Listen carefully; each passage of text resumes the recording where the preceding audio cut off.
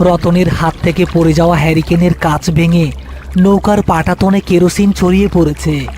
সেখানে দপদপ করে ছোট্ট একটা আগুন জ্বলে উঠল।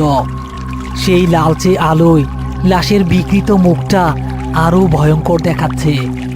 লাশের বরফ শীতল হাতের চাপে করিমের মনে হচ্ছে তার হাড় গুঁড়ো হয়ে যাবে। রতন, ফিল্লাবি না, লগিটা নে। লগি দিয়া ওর মাথায় বাড়ি দে।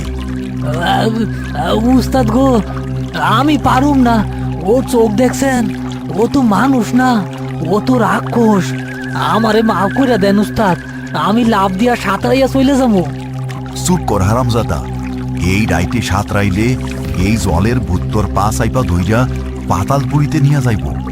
লগি না ধরলে আমি নিজেই তোরে ধাক্কা দিয়া ফালাইয়া দিমু।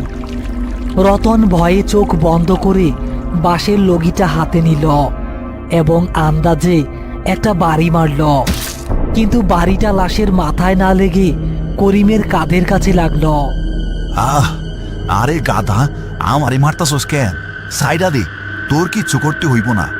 করিম বুঝতে পারল এই অপশক্তির সাথে গায়ের জোরে পারা যাবে না, বুদ্ধি খাটাতে হবে। তার মনে পড়ে গেল পুরনো দিনের এক অভিজ্ঞতার কথা। কালো জাদুতে ভর করা লাশ লোহা আর আগুন ভয় পায়। করিম তার বাঁ হাতে নৌকার পাটাতনে জ্বলতে থাকা কেরোসিনের আগুন থেকে একটা জ্বলন্ত কাঠের টুকরো তুলে নিল।